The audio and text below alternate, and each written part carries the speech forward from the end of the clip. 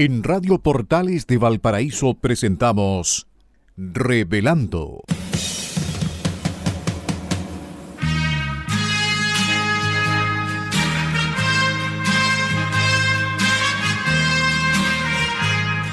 Un programa donde se abordan temas de actualidad, contingencia y la agenda cultural de la zona.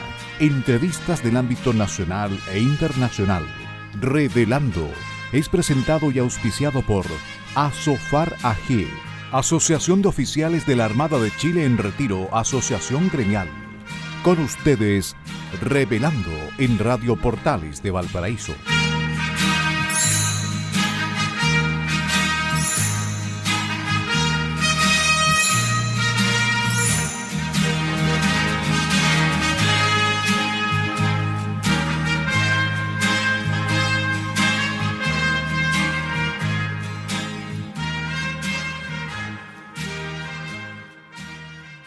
Muy buenas tardes, queridos amigos y auditores de Radio Portales de Valparaíso, la primera de Chile y puerto de fondeo de nuestro espacio radial.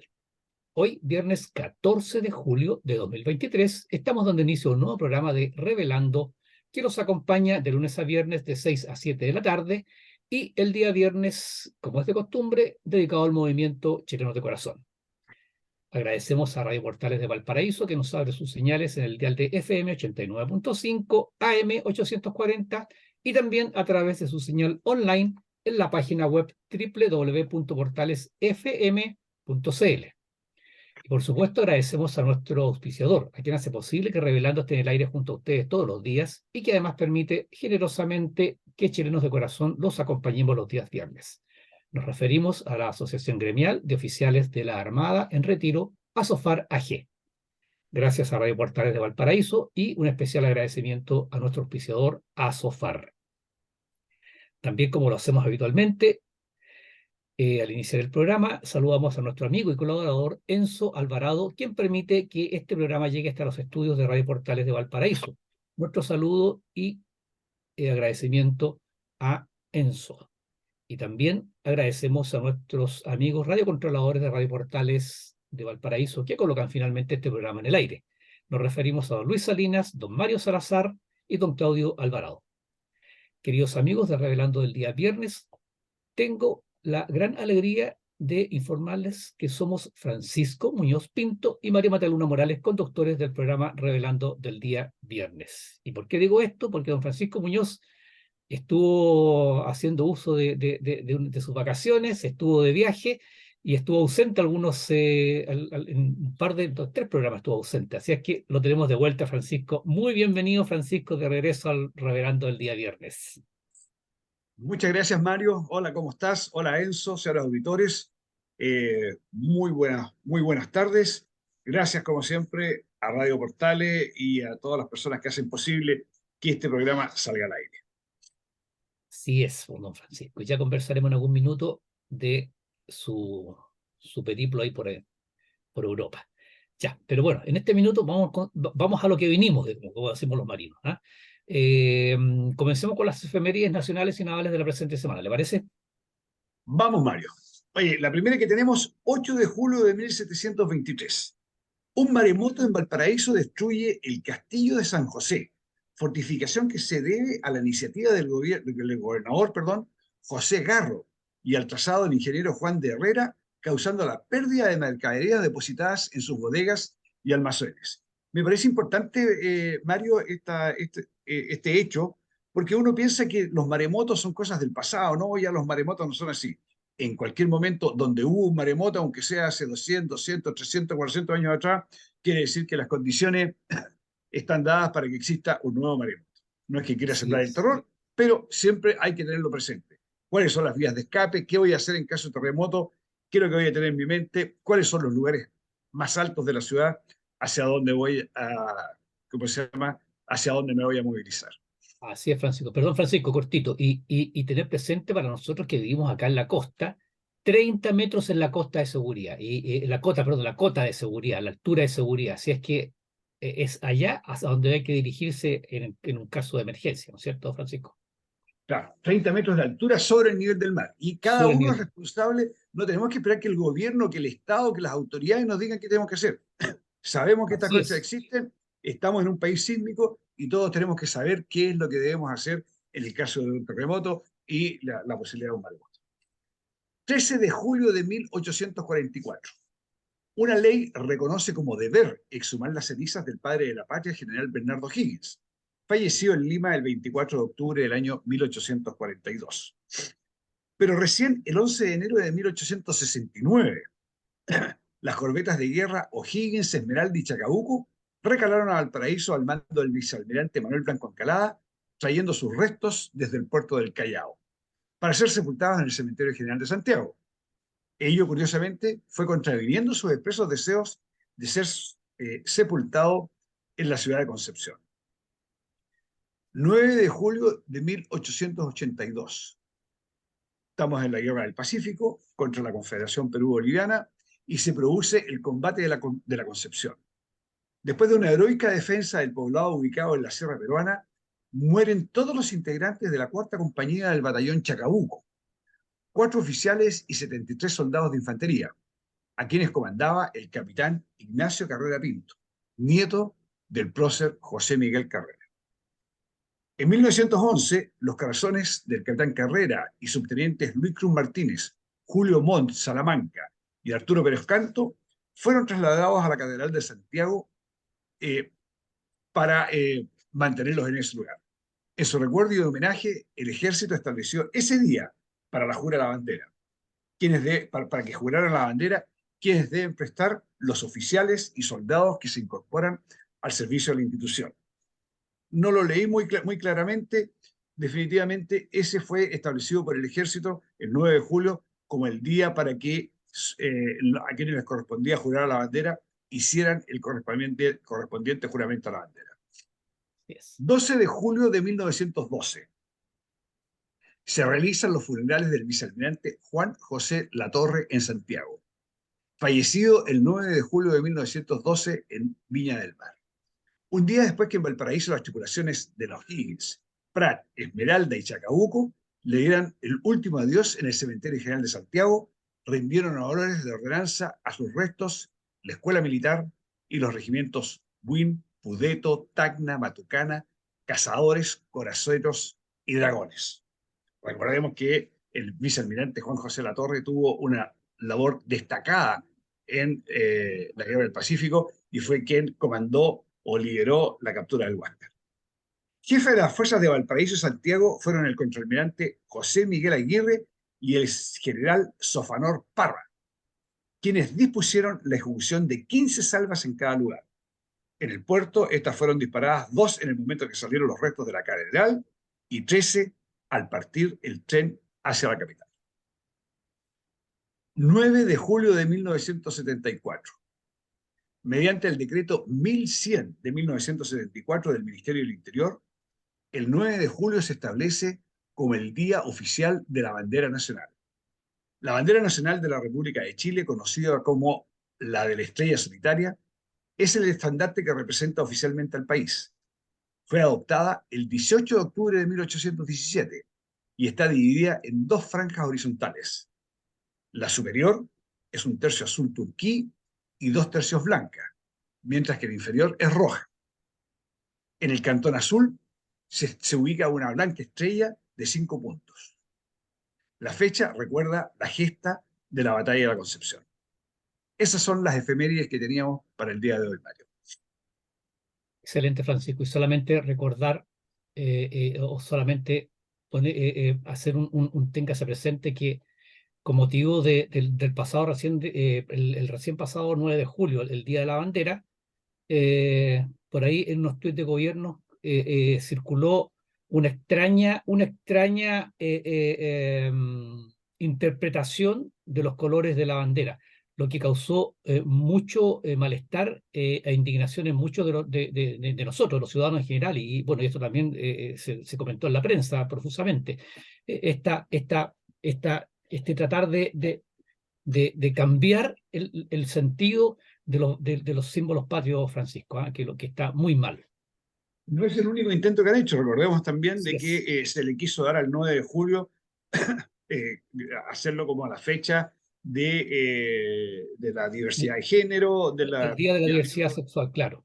Claro. el día de la diversidad sexual, tratando, no sé con qué espíritu, de tergiversar los hechos de nuestra historia. Cambiar la cultura, pues cambiar nuestra historia, tergiversar la cultura y cambiar nuestra cultura, lo que está muy malo. Bueno, vamos, Francisco, entonces a las efemérides de la buena memoria correspondientes a esta semana, que como siempre decimos son efemérides, estas efemérides son noticias de la prensa de la época, absolutamente objetivas, que nos muestran lo que sucedió o lo que sucedía antes del 11 de septiembre de 1973. ¿Mm? ¿Y por qué lo hacemos? Porque la historia reciente del país, hay un sector importante, un sector, bendigo, político, que ha intentado escribir la historia con un solo color de lápiz, como decimos siempre. Bueno, dicho esto, el Mercurio de Valparaíso, el 8 de julio de 1973, destacaba la siguiente noticia. Denuncian centros ilegales de armas. Diputados entregan antecedentes al ejército. Recordemos simplemente, antes de leer la noticia, que la semana pasada comentamos el llamado que hizo el gobierno a la oposición de la época, en donde le pidió hacer cumplir la ley sobre control de armas, que por supuesto el gobierno no hacía cumplir. Entonces ahora está esta denuncia de centros ilegales de armas. Santiago, 6 diputados concurrieron nuevamente ayer a la comandancia en jefe de la segunda división de ejército para denunciar otros lugares donde existen armas y personas armadas dentro del plan de la Unidad Popular de crear un poder popular que pone en peligro la convivencia democrática del país. Expresaron que su propósito era contribuir a la acción de las Fuerzas Armadas que tienen a su cargo el cumplimiento de la ley sobre control de armas. Monares, uno de los diputados que concurrió, expresó: ayer, por el viernes, entregamos una serie de denuncias y hoy, que era día sábado ese año, hemos traído nuevos antecedentes y se seguirá con ellos el trámite de la ley de control de armas. Eso ocurrió el 8 de julio de 1973, Francisco. Oye, Mario, un paréntesis al respecto. Vamos a seguir van a aparecer nuevamente las armas, pero yo quería recordar, hay gente que pone en duda que efectivamente haya habido este tema de armas, de que el país, los cordones industriales, etcétera. De hecho, la expresidenta Michelle Bachelet declaró que ella no vio armas, que ella vio solo esperanzas.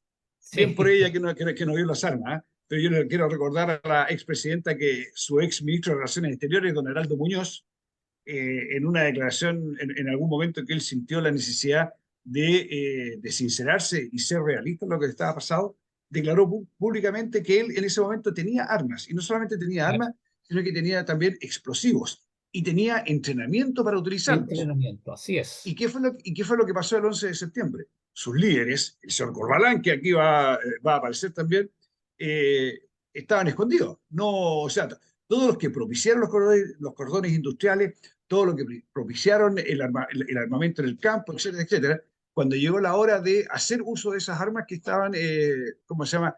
Que había, o de esos sistemas que habían organizado, desaparecieron. No fueron capaces de liderar lo que querían liderar. Y Heraldo Muñoz, de hecho, se quejaba amargamente. Él tenía el entrenamiento, él tenía las armas, él tenía los explosivos, pero no estuvo el líder que lo tenía que dirigir.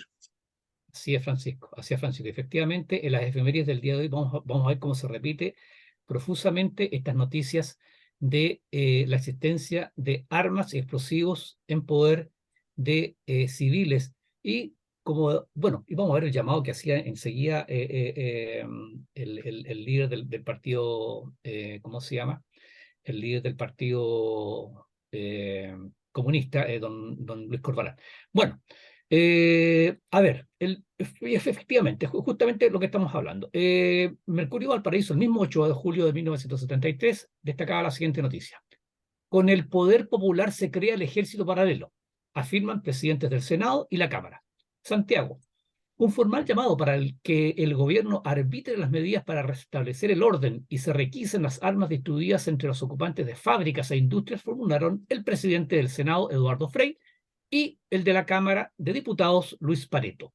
La declaración entregada y leída por el presidente del Senado señala incluso que en nuestro país existe un proceso organizado de odio y violencia. Y en una de sus partes la declaración dice, comillas, es un hecho que Chile atraviesa por una de las más graves crisis en el orden político, económico, social y moral que ha conocido en su historia. Se ha querido imponer por una minoría un esquema ideológico y programático que la mayoría del país rechaza. Y acto seguido viene la noticia del Mercurio de Valparaíso también del 9 de julio, que se titula de la siguiente manera: Partido Comunista alienta a aumentar ocupación de fábricas, llamado del senador Corbalán. Santiago: ante cualquier emergencia, el proletariado chileno se hará firme en sus sitios de trabajo y, si es necesario salir de allí a combatir, saldrá a hacerlo, expresó el líder del comunismo chileno, senador Luis Corbalán, en lo que denominó, comillas, informe a la opinión pública nacional sobre la situación que vive el país. Cierre de comillas. Y en otra parte de su declaración, el señor Corbalán dice: hay que convertir cada fábrica, cada hacienda, cada sindicato, cada servicio público en un baluarte del poder popular. Cada establecimiento industrial debe ser una fortaleza de la revolución. Y más adelante expresó el apoyo resuelto a las decisiones de la CUT en el sentido de fortalecer los comités de protección de industrias y servicios y cordones industriales bajo su protección. Lo que usted estaba mencionando, Francisco, y también en respuesta a la señora Bachelet, bueno, aquí tenemos la prueba de que las armas existían, los planes para, y más que eso, este plan de tener, entrenar y armar un ejército paralelo a las Fuerzas Armadas para la defensa, como yo decía, el señor Corbalán, de la revolución. Claro, oye, ojo, cuando hablamos de la defensa de la revolución, no era solamente, no era pensar en oponerse a un posible pronunciamiento de las Fuerzas Armadas, era para controlar, para tomar el control militar del país. O sea, cuando estamos hablando de la defensa de la revolución, estamos hablando de actuar proactivamente con estas armas para tomar el control del país. Bueno, el presidente Allende, el expresidente Allende, lo dijo él personalmente en alguna oportunidad, en una concentración, de que será por la vía democrática o por la fuerza, pero la revolución, ¿no es cierto?, la vía al socialismo en Chile se iba a concretar. Eso era una realidad. Eso lo dijo el mismo presidente Allende. Bien, el Mercurio de Valparaíso, y en este mismo ámbito, o en este mismo sentido, el Mercurio de Valparaíso, el 10 de julio de 1973, destacaba la siguiente noticia: más de 100 armas han requisado en Valparaíso, en allanamientos por Fiscalía Naval.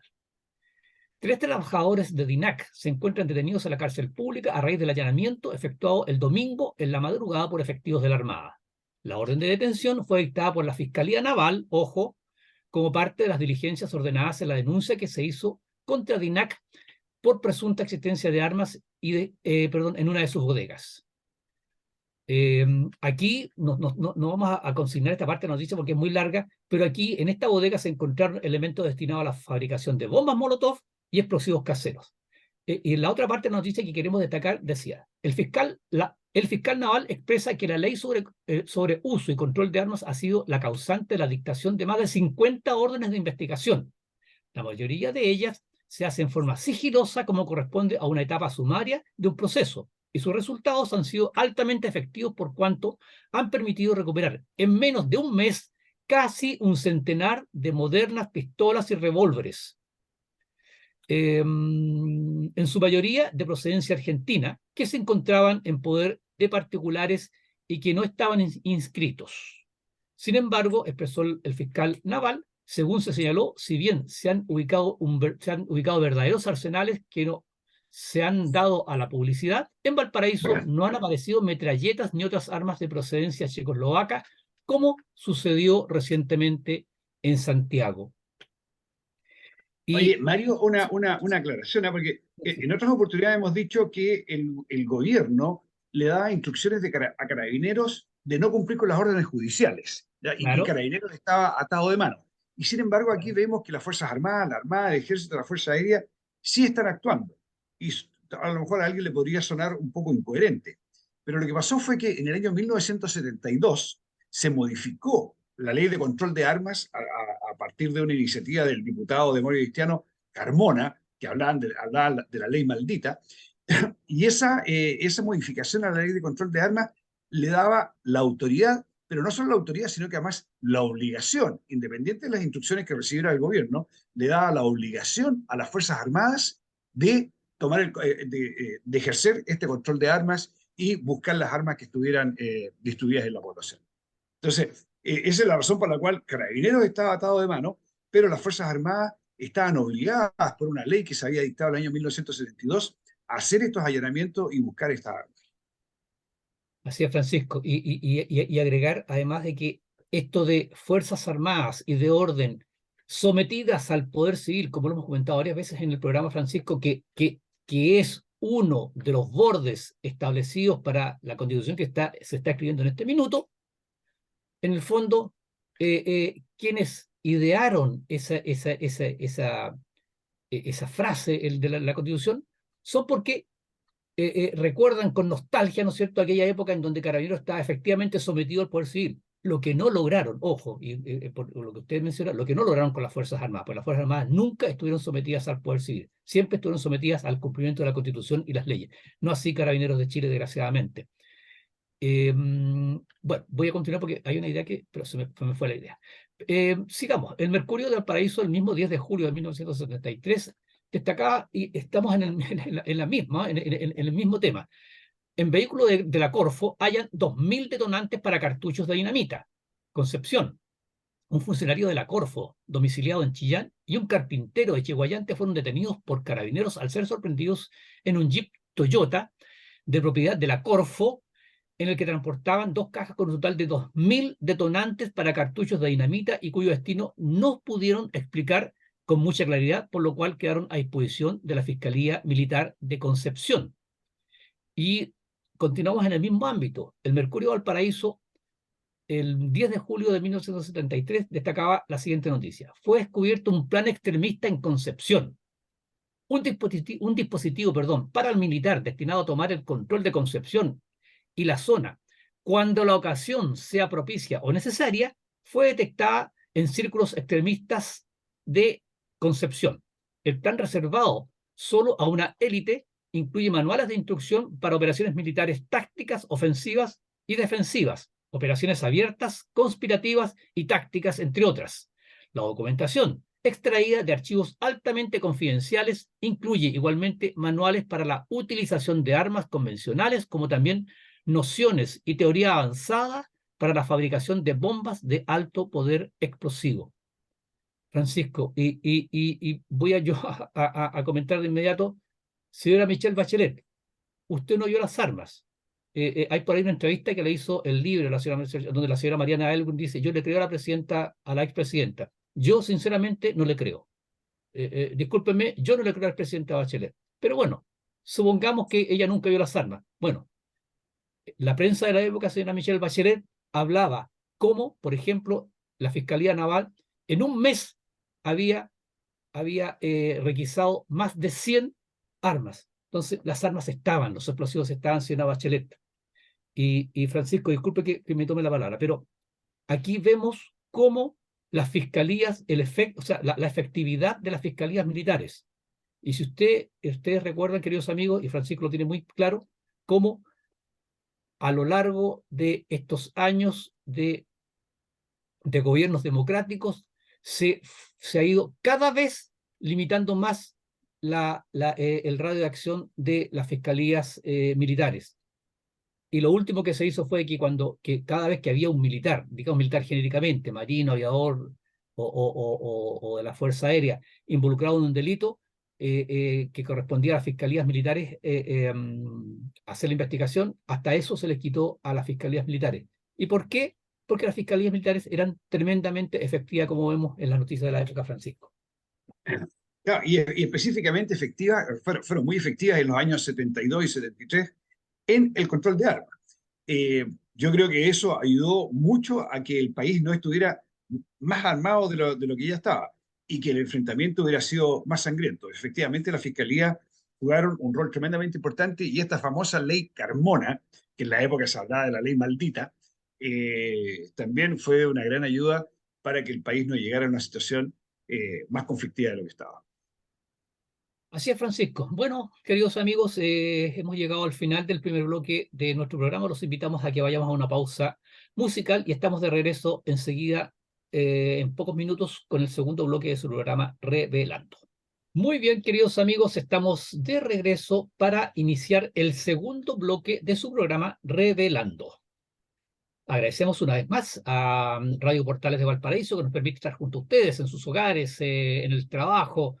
Ahí nuestro querido auditor que va en su auto, el que está trabajando en un taxi, en un colectivo, no sé. Bueno, por ahí, en donde esté escuchando la Radio Portales de Valparaíso, ahí estamos nosotros junto a ustedes.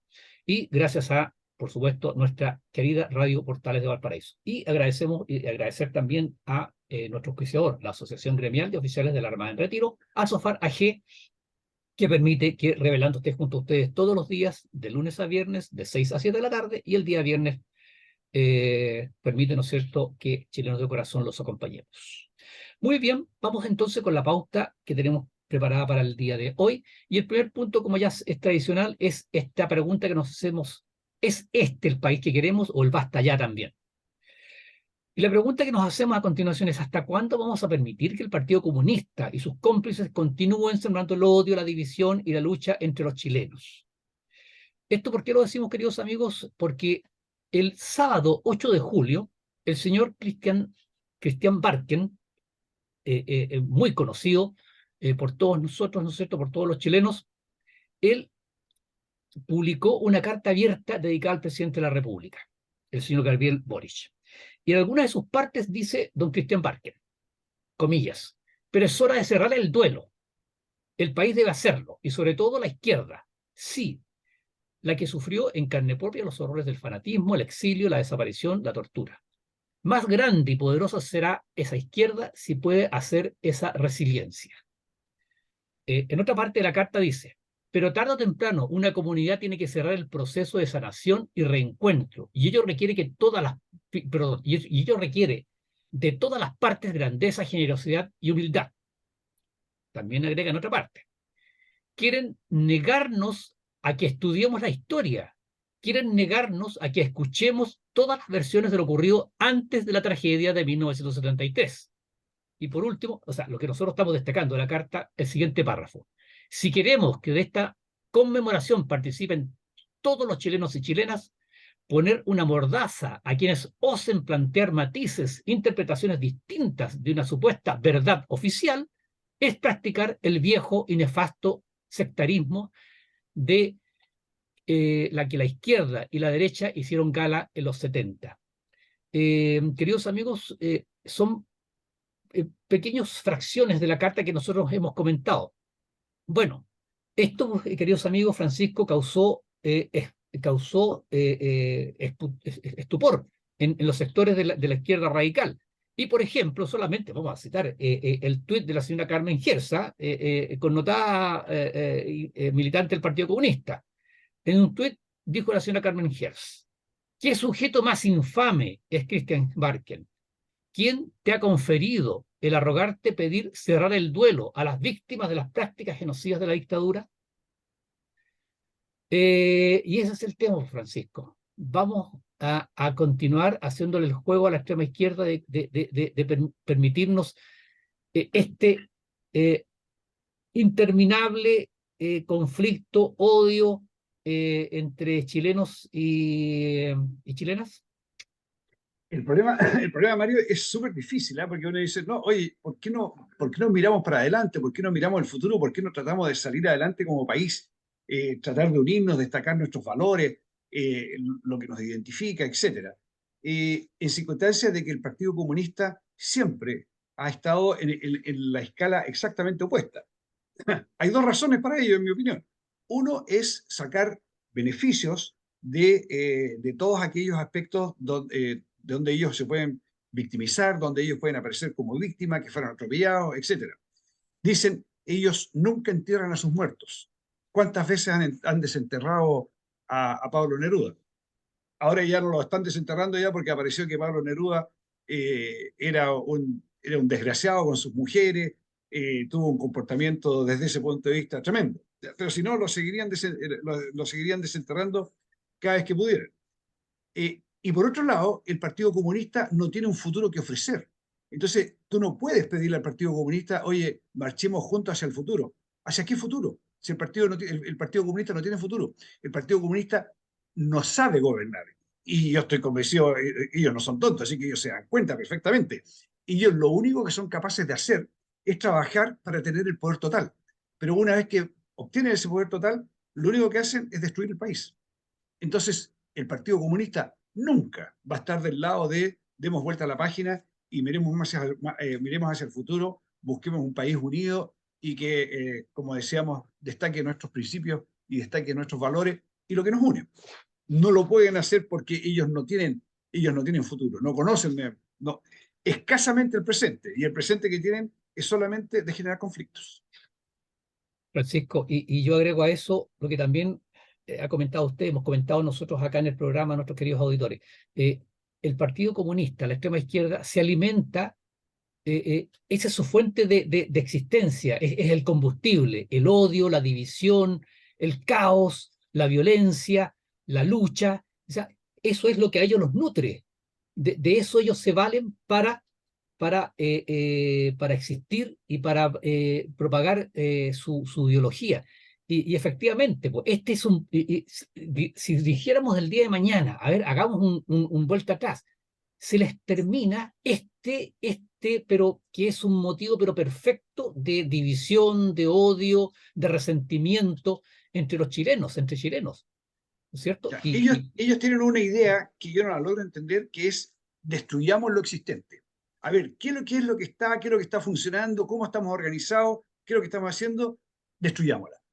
Pero después nos viene un relato coherente con decir destruyámoslo para ir al siguiente paso, que vamos a hacer esto, este otro. Por Claro. supuesto, ellos hablan del hombre nuevo, del país nuevo, de la solidaridad, de la igualdad, etcétera, pero nada concreto, son todos conceptos, ideas en el aire que son incumplibles. Y de hecho, en ninguna parte del mundo donde el comunismo ha gobernado, han hecho algo para salir adelante. En Han tenido éxito. La Unión Soviética cayó sola desde adentro, nadie votó a la Unión Soviética. A la Unión Soviética la votaron los soviéticos porque la población se estaba muriendo de hambre. No había ninguna otra razón por la cual cayera la Unión Soviética. Así es, Francisco. Bueno, les volvemos a presentar, les volvemos a presentar la pregunta a nuestros auditores. ¿Es este el país que queremos? ¿Queremos un país permanentemente dividido, con odiosidades, con resentimiento? Eh, Gandhi nefasto. resaltando las diferencias, lo que nos separa y no lo que nos une. Así es. Como decíamos recién, destruyendo lo que hay, lo que está funcionando, no, hagámoslo de otra manera. No es el país que queremos. Nosotros no queremos ese país, no creo que nuestros auditores lo quieran, Francisco. Muy bien, vamos entonces con el segundo tema. Y el segundo tema lo hemos titulado: por mucho que la extrema izquierda quiera imponer una verdad oficial, la historia no comienza el 11 de septiembre de 1973.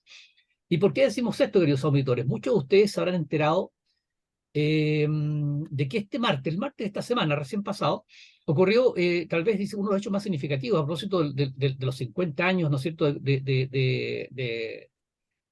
11 de septiembre, del pronunciamiento militar, que llamamos nosotros, el golpe de Estado, como quieran llamarle. Bueno, esto a raíz de que se presentó el libro póstumo del expresidente Patricio Aylwin sobre el gobierno de Salvador Allende y la Unidad Popular. El libro tiene por título La experiencia política de la Unidad Popular 1970-1973.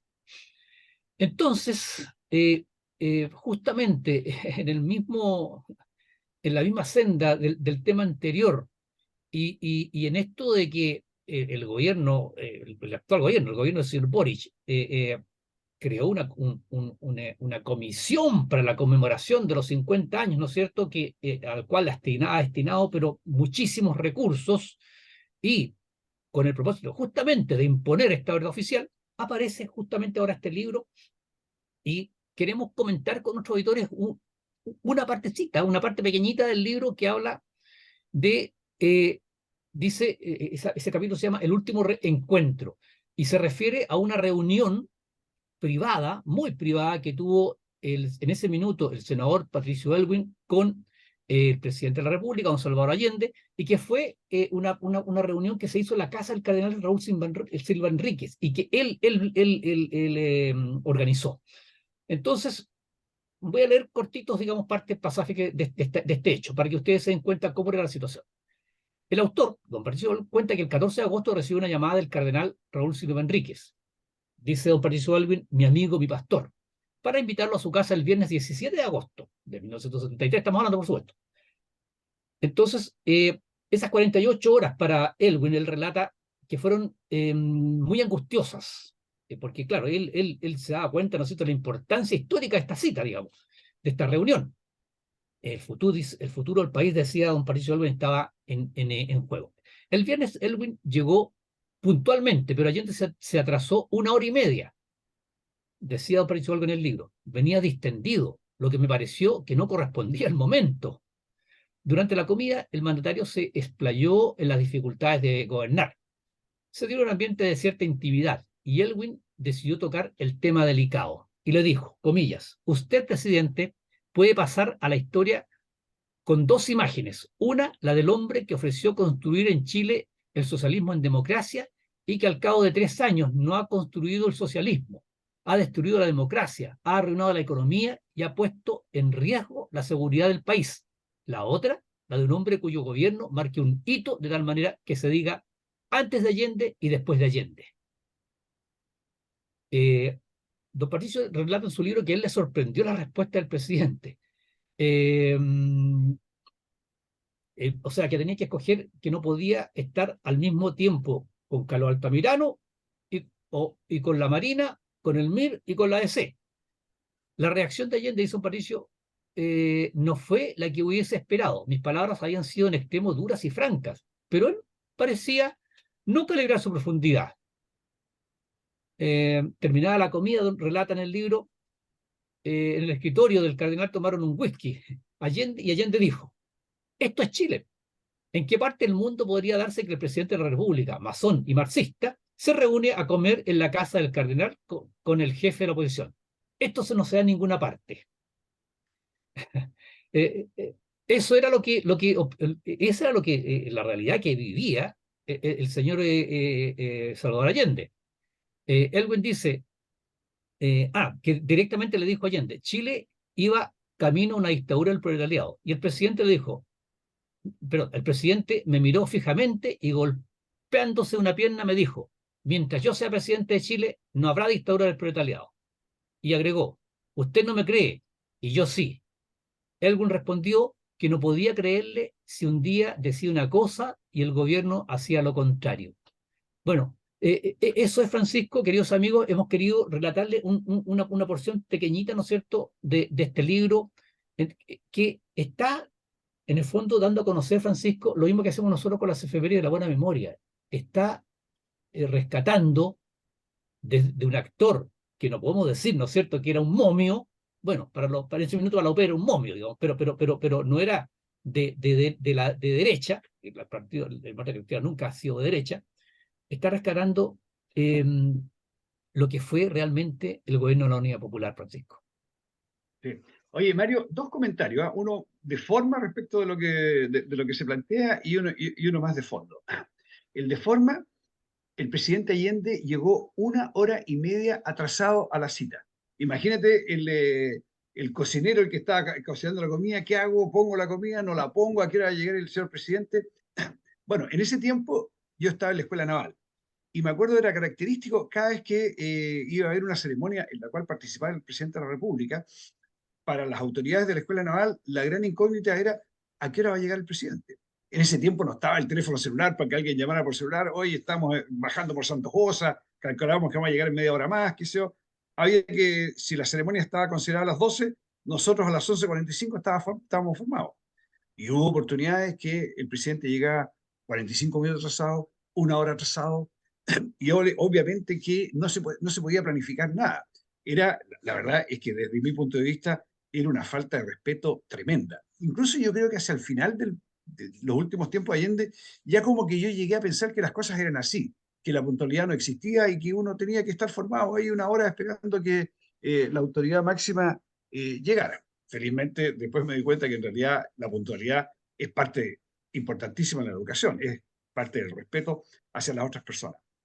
Y respecto del fondo de lo que comenta Patricio Aylwin, y que está muy relacionado con lo que estábamos comentando anteriormente respecto de las características de los gobiernos de izquierda, es que al presidente Elwin le llamaba la atención la liviandad con que el presidente Allende tomaba estas cosas y la liviandad de sus comentarios. Bueno, yo rescato nuevamente, los gobiernos de extrema izquierda no tienen un plan de trabajo. Él no sabe lo que viene a futuro. Vivamos el presente, vivamos el hoy y el mañana ya lo veremos. El mañana lo veremos mañana. Y claramente Allende no tenía absolutamente nada que entregarle o que presentarle o que comentarle al presidente Elwin, porque ese algo efectivamente no existía. Vivamos el presente, vivamos hoy, y el único plan, más que plan, es que la única estrategia que ellos tienen es la estrategia para hacerse del poder y la estrategia para intentar implantar su ideología. Y aquí en los comentarios, en mi opinión, en los comentarios que hace el presidente Elwin en su libro, queda claramente reflejado ese tema. No era liviano, no tenía un plan para el futuro, estaba viviendo el presente, se estaba tomando un whisky, le da lo mismo lo que estaba pasando en Chile. Esto de ayudar a la pobreza, a los más pobres, es solamente un discurso, pero la pobreza y los más pobres les importa un bledo. Y así siempre ha sido, y lo único que han hecho con los pobres es hacerlos más pobres. Siempre ha sido así. Y utilizarlos en su beneficio, utilizar sus debilidades. Y muy cortito, porque nos queda quedando poco tiempo para pasar al próximo tema, solamente comentar a nuestros auditores que este libro fue presentado por don Carlos Peña y la expresidenta Michelle Bachelet, y fue en este contexto que la presidenta Michelle Bachelet expresó en algún minuto que ella había vivido una OP muy distinta a la que relata Elwin, y que mientras en el libro se da una visión de que la gente andaba cargada de armas, ella la vivió cargada de sueños. Eso fue lo que comentó la expresidenta en esta presentación. Bueno, eso ya lo comentamos anteriormente, Oye, Francisco. Sí. y eso es lo que nos mata, porque por Dios que habla bonita, yo no lo vi cargado de armas, lo vi cargado de sueños. Precioso. Sí, Boric hace lo mismo, pero al final nos mata de hambre. así es. Bueno, vamos al siguiente tema, que nos queda muy poquito tiempo, y lo hemos titulado El que nada hace, nada teme. A ver, ¿por qué decimos esto? A ver, la diputada y jefa de la bancada del Partido de la Gente, Karen Medina, pidió vía oficio al gobernador de la región metropolitana, don Claudio Rego, que esclarezca la naturaleza de los convenios y se transparenten los recursos transferidos por la gobernación a la Fundación Programa Presente, en la cual figura Carmen Gloria Jackson Drago, hermana del ministro Jackson, como la directora de proyecto de esta entidad. O sea, está pidiendo eso para que se esclarezca. Bueno, en una entrevista que realizó ayer la ministra del Interior, estaba indignada y dijo ella, se han cruzado varios límites, puesto que se está persiguiendo a su familia, refiriéndose al exministro, perdón, al ministro Jackson. A ver, todo esto tiene un contexto muy cortito, que a raíz de que se está pidiendo esta investigación, de que se aclare este tema, ¿no es cierto?, de la hermana, ¿no es cierto?, que está en esta fundación a la cual se le entregaron millonarios recursos, un comunicador que fue el señor Gonzalo Feito recibió un llamado telefónico directamente del ministro Jackson, en donde acusó el comunicador que el ministro le solicitó no hablar de su familia, en particular de su hermana. Y esto insólito, ministro de Estado que llame a un comunicador directamente, sería como nos llamar a nosotros, Francisco, porque a nosotros dijera, oiga, déjense de hablar tonteras, o déjense de estar hablando de mi hermana. Y esto es lo que la ministra Toá, a ella le indigna, de que se esté hablando. El problema, Francisco, es perdón, valga la redundancia, ¿cuál es el problema? Por eso decimos, el que nada hace, nada teme. ¿Cuál es el problema? Y el otro tema es que la actual presidente, ¿no es cierto? Porque el presidente está en el extranjero, así que Claro, la ministra del Interior es el actual presidente de la República. Ella reclama por los límites que se han cruzado, por todos los límites que se han cruzado respecto de la familia del ministro Jackson. Pero para ella no tiene ninguna importancia los límites que se han cruzado al robarse la plata. Para ella no es problema de que claro. las platas destinadas a los fondos de desarrollo social, las platas destinadas para ayudar a los que están en extrema pobreza, y hace esa plata para la casa no tiene ninguna importancia. Eso ahí no hay límites, yo me puedo llevar toda la plata que quiera para la casa. Pero ahí ir a atacar, o sea, no atacar, sino que pedir que se investigue. a las personas que se están llevando la plata para la casa, eso es cruzar el límite. Ahora, yo creo, para mí lo más grave es que yo creo que la ministra Toá lo dice con el corazón, porque ella no le da valor, ella no le da importancia, no le da la importancia que le damos nosotros a robarse la plata y dársela para la casa. A ella le da importancia a otras cosas. Ella dice, no, porque estas plata están para, ¿cómo se llama? Para el servicio de nuestra ideología, para ayudar a nuestra ideología, para ayudarnos nosotros mismos, dirá ella también, porque no solamente ayuda a su ideología, sino que además le da una buena mano a las personas que están tratando de, ¿cómo se llama?, de difundir esta ideología. ¿Eh? Entonces, Solo, ella lo ve de esa manera. Ella no tiene ¿cómo se llama?, cargo de conciencia, porque yo no no he tiene dicho que ella pudor. lo haga, pero que su gente, claro, ella no tiene en su conciencia decir, chuta, que lo estamos haciendo mal, dijimos que éramos de otra estatura moral, y resulta que ahora nos estamos robando la plata, Es, la plata de todos los chilenos, los impuestos, etcétera. es realmente insólito, Francisco. Es realmente insólito la reacción de nada menos que la ministra del Interior. Y solamente un ratito, porque queremos dar una última información antes que se nos vaya el programa. La Fundación Urbanismo Social, donde la madre del ministro Jackson, la señora Carmen Gloria Drago, fue directora de Administración y Finanzas, también ha recibido millonarios recursos. Y a comienzo de año se le criticó la contratación de su cuñado Vicente Gutiérrez en el Ministerio de Obras Públicas, cartera donde el periodista ocupaba el cargo de, comillas, asesor de la Dirección General de Obras Públicas. Bueno, sabe Francisco que uno dice, estos eran los jóvenes que denostaban a los 30 años por Francisco, que venían a hacer nueva política, que ya ellos criticaban estas malas prácticas, que hoy iban a cambiar de raíz esto. Lo hemos visto con el tema de las fundaciones y con cosas y con noticias o con cosas que se están tapando como esta, que parece que estos jóvenes no venían a cambiar nada, pues venían a seguir con la mala práctica, ¿no es cierto?, de servirse del Estado. Ya, Francisco. Efectivamente, y lo hacen con bastante entusiasmo. Sí, ya, y antes que se nos vaya el programa, solamente comentarles en relación al Consejo Constitucional que hay una etapa bien importante que se está viviendo. El día 17 de julio, a las 23:59:00 vence el plazo para que los consejeros incorporen cambios al anteproyecto. En los últimos días, el ex Congreso, los consejeros han estado bajo un hermetismo absoluto. ¿Por qué? Porque están discutiendo internamente las modificaciones que van a hacer al anteproyecto presentado por el comité de expertos. Y las indicaciones, o sea, y el reglamento establece que las indicaciones se pueden aprobar con modificaciones o incorporar nuevas normas al anteproyecto de nueva constitución.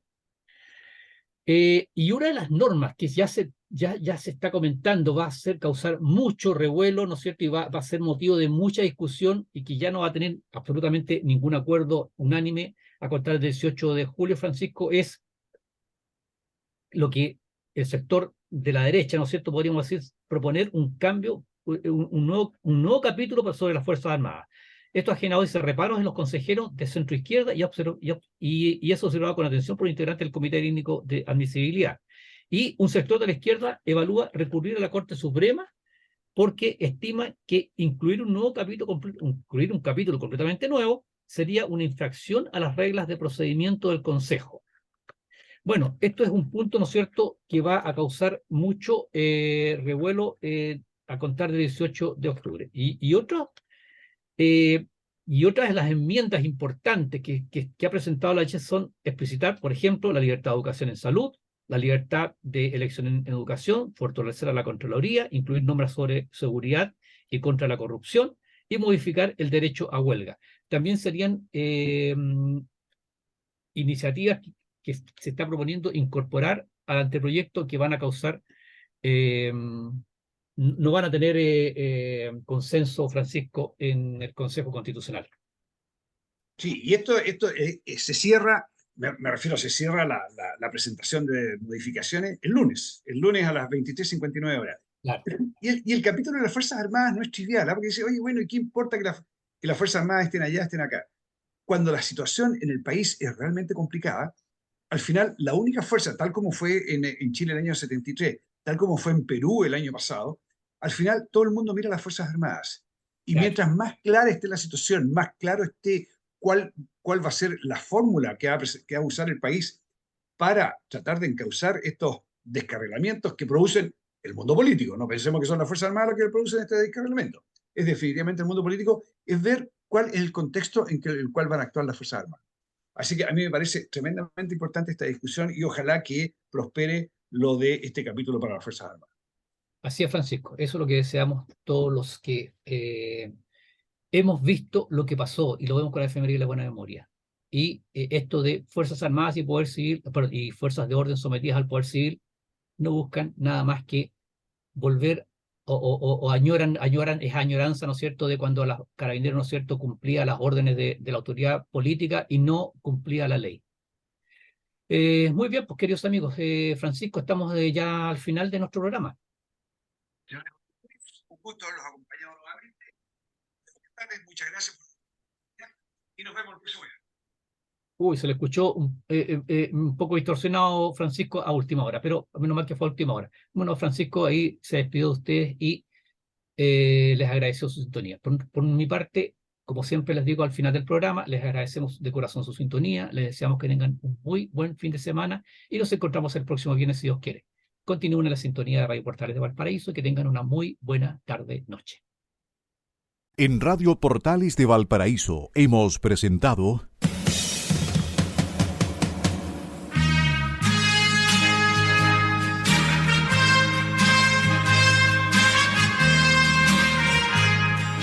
Revelando, un programa donde se abordan temas de actualidad, contingencia, entrevistas del ámbito nacional e internacional. Revelando es presentado y auspiciado por Asofar AG, Asociación de Oficiales de la Armada de Chile en Retiro, Asociación Gremial. Sintonícenos en un próximo programa. Buenas tardes.